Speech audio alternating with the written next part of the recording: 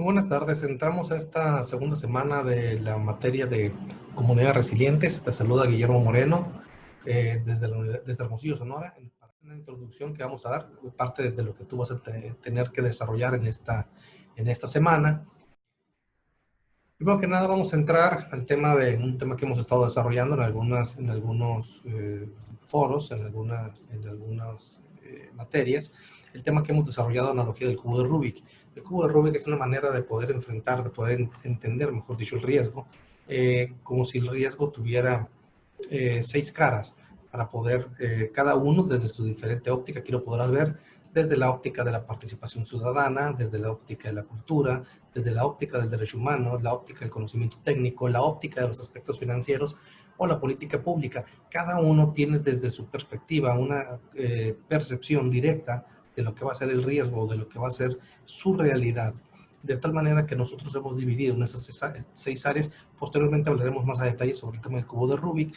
En este caso únicamente es darte ese énfasis, y en los 13 primeros puntos está enfocado el tema de la conciencia, de la percepción, de la sobrevivencia del ser, y en las otras 3, que son estas: conocimiento, capacidades y voluntad de hacer las cosas, el conocimiento técnico, los aspectos financieros y la política pública.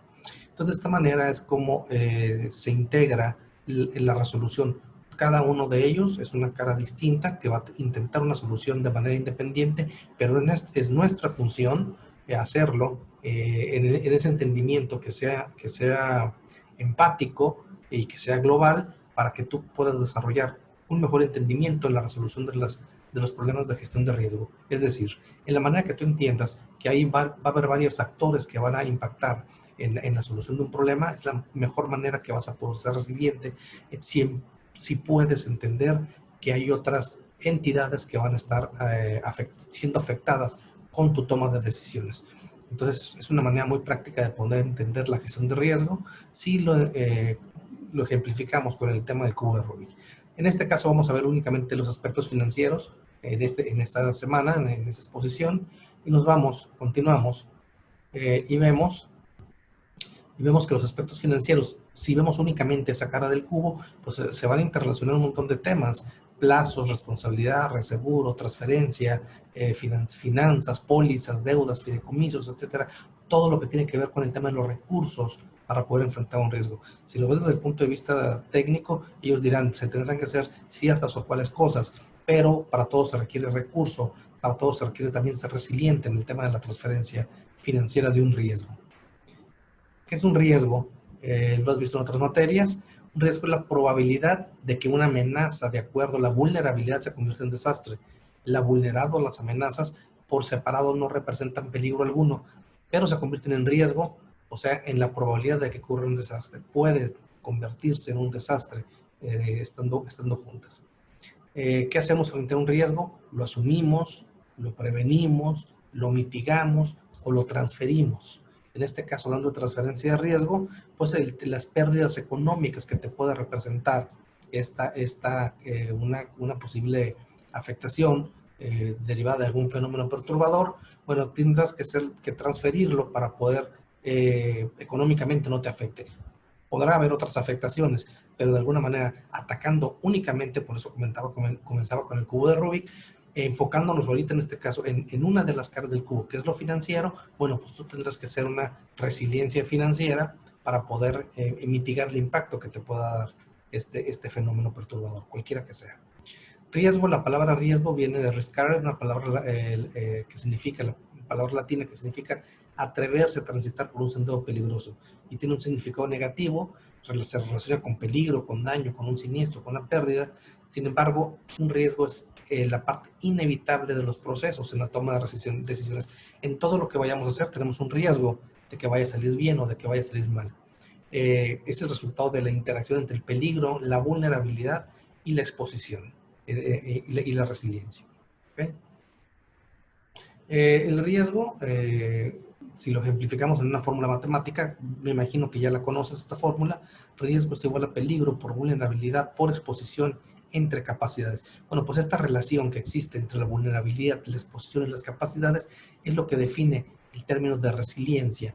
El peligro no lo podemos cambiar, es el fenómeno perturbador que se nos presenta. El riesgo va a bajar de acuerdo a las capacidades que tengas.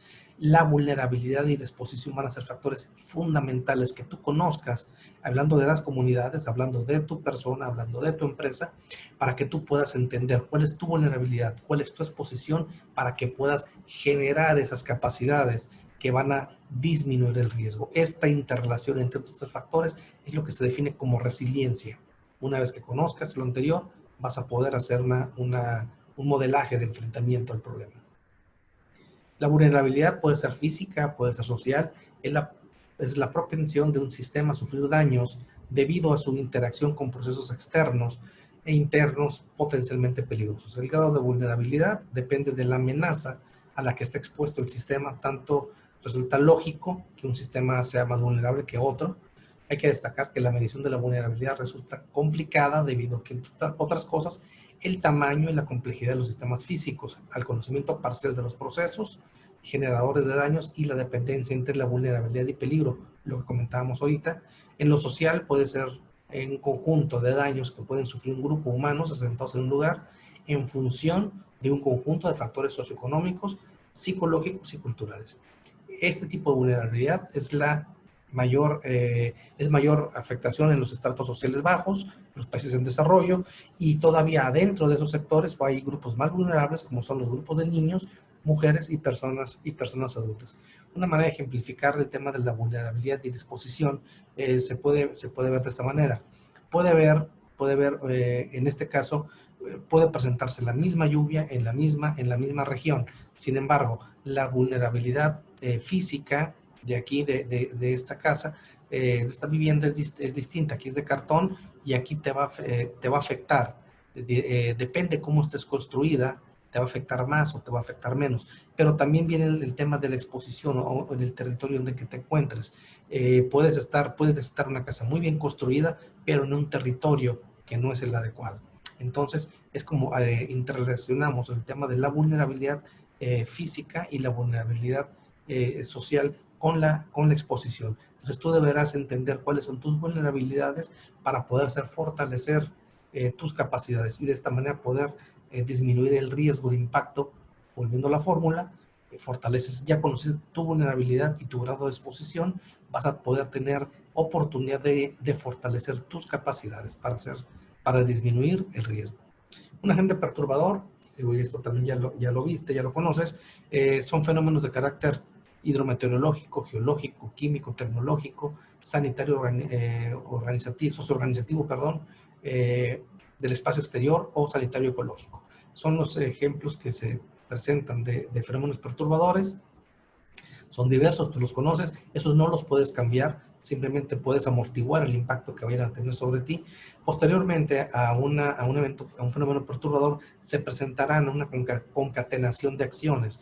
En este caso, una inundación, posteriormente vienen plagas de mosquitos, posteriormente vienen riesgos eléctricos, posteriormente vienen enfermedades gastrointestinales. Y tendrás que ver identificar cuáles son esas concatenaciones que va a tener el fenómeno que se va a presentar. Insisto, de acuerdo a cómo conozcas el territorio y a cómo conozcas tus vulnerabilidades para poder hacer frente a todo esto posteriormente a que se presente. En el tema del COVID no fue la excepción. El tema del COVID se nos presenta de manera fuerte en el tema de salud. Lo estamos viviendo actualmente. Sin embargo, el tema va a desencadenar crisis económicas que ya empezó, desempleo, conflictos sociales, narcotráfico, narcomenudeo y violencia intrafamiliar, como otros factores que se pueden llegar a presentar de una concatenación de eventos, pero debes de conocer tú las vulnerabilidades en las que estás expuesto para que puedas hacer frente e ir previendo cosas que sabemos, no podemos ocultarlo, cosas que no se previeron y que nos están impactando fuertemente. ¿Por qué? Porque se trató de resolver una de las caras del cubo de manera individual. No se trabajó de manera integrada para darle una solución al problema de manera integral, empática, viendo todas las caras de una forma holística. El tema de la resiliencia, bueno, sabemos el término de la resiliencia viene desde los romanos, con la palabra resilio, que era agarrar vuelo, irse hacia atrás para agarrar vuelo.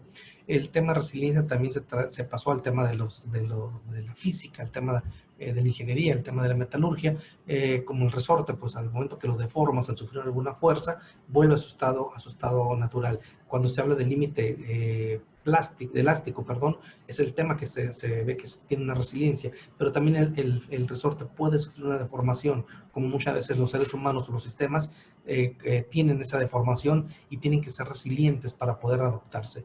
En lo social vemos un ejemplo, Nelson Mandela, por ejemplo, que después de haber estado preso 30 y tantos años en Sudáfrica, posteriormente se convierte en presidente de ese país. Y en pues, en la adaptación que tienen los seres vivos en cualquier situación, bueno, esos son ejemplos que tenemos de resiliencia. Las derrotas son enseñanza cuando te acreces al castigo. De lo contrario, solo serán una manera recurrente de recordarte que serán una constante en tu vida. Eso es una manera de conocer y entender el término de resiliencia. Bueno, aquí tenemos el ejemplo en la cuestión de ingeniería, cómo se puede ver el tema del límite elástico que decíamos y el límite plástico hasta que llega a la ruptura. Otra manera de entender la resiliencia es, por poner un ejemplo, tienes una piedra en el camino, tú te puedes tropezar y levantarte. Eso no es resiliencia, eso es únicamente una recuperación. Resiliencia es sacarle la vuelta a la piedra y no volver a caer. No. Resiliencia es levantarte, recuperarte, sacar la piedra del camino o sacarle la vuelta, pero sobre todo es también informar a otras personas que pueden llegar a caerse si se encuentran una piedra en el camino. Eso es resiliencia. ¿Qué aprendiste y cómo vas a comunicar para que los demás no tengan que experimentar en cabeza propia algo que tú puedes ejemplificar? Educando en resiliencia para que no vuelva a suceder. Entonces hay que ser de manera empática. No siempre se tiene que aprender perdiendo. Aquí te pongo algunos ejemplos donde la gente aprende perdiendo. Una vez que ya pasó, ahora sí aprendes lo que tú viste que haber hecho bien para que no te sucediera eso. Entonces ponemos algunos ejemplos de lo que cotidianamente podemos llegar a ver y de una vez que te sucede, pues ya tratas de repararlo, tratas de resolverlo, tratas de minorarlo, cuando de manera resiliente, si hubieras visto en otras personas lo que ya sucedió, bueno, pues hubieras podido preverlo. Eso es una manera de entender la resiliencia. Y también existe en un sistema, también existe en una empresa. Una herramienta resiliente, ahora sí, hablando de financieramente, un seguro, por ejemplo, tú tienes un peligro que se te va a presentar, haces acciones de prevención según te lo marca la ley, tú puedes tener un posible riesgo. Si una vez que se presenta el riesgo, existe la probabilidad de que se convierta en siniestro o no. Una vez de que se convierte en siniestro, si no estuviste, una vez que se convierte en siniestro, la pregunta es si tuviste seguro o no. Si tuviste seguro, tienes una oportunidad de recuperación y darle una continuidad a tu empresa o a tu vida. Si no tuviste seguro, pues no viene una recuperación económica, a menos de que tenga los recursos, viene un posible cierre de empresa y de ahí se deriva una reacción en cadena, porque se van a venir otros factores concatenados, veíamos ahorita, que si no haces frente económicamente, aunque tengas el conocimiento, aunque tengas la cultura, si no tienes los recursos económicos va a ser muy difícil que te puedas recuperar, insisto, ya sea familiar, ya sea un sistema, ya sea una localidad, ya sea tu empresa. Si no tienes los recursos económicos va a ser muy difícil que te puedas recuperar. Y esto es lo más fácil de prever, tener una herramienta de resiliencia financiera para poder hacer frente en caso de que se llegue a presentar. Claro, vas a hacer acciones preventivas para que esto no suceda, pero también tienes que preveerte por si llegara a suceder. Es parte de todo, si hablamos de programa interno, en protección civil, bueno, pues es parte de todo lo que debes de analizar, el antes, el durante, el después, para que poder mitigar lo más probable el efecto. Y si sucede, te insisto, tener cómo afrontarlo económicamente.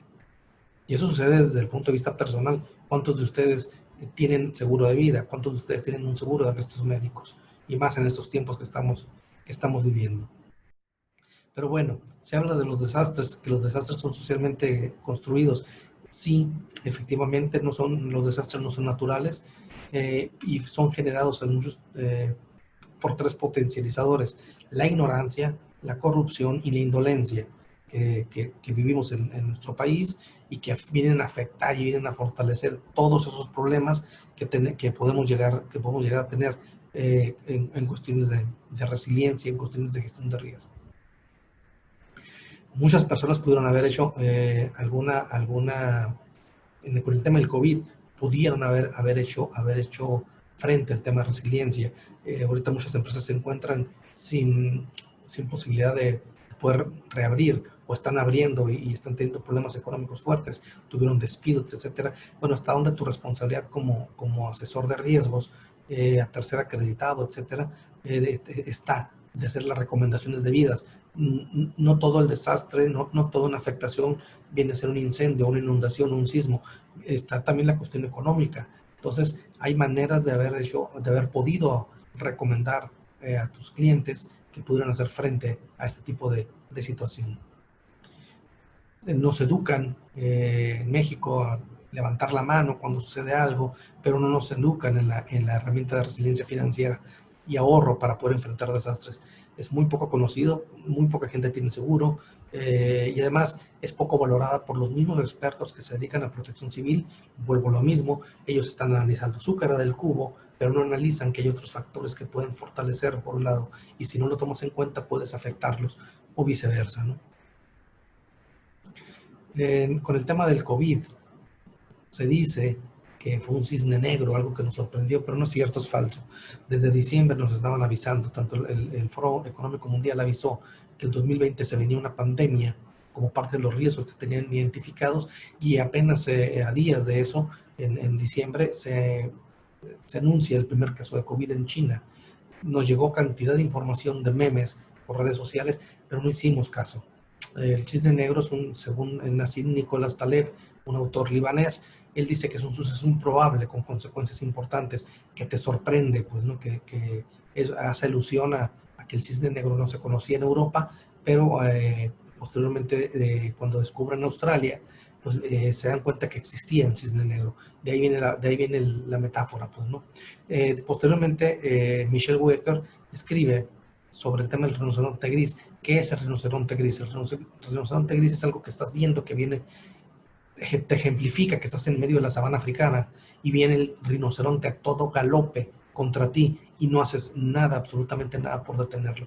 Pues en este caso a México y a gran parte de Latinoamérica nos arropó un rinoceronte gris, no fue un cisne negro, porque tuvimos 4 meses de anticipación para poder prevenir desde lo personal, desde nuestras empresas, desde el gobierno, y no se hizo absolutamente nada hasta que ya estuvo enfrente y todo el mundo se dijo sorprendido. Bueno, lo mismo en este caso es el COVID de manera global, pero lo mismo puede ser una inundación para tu empresa, una inundación para una comunidad. ¿Qué tan preparado estás?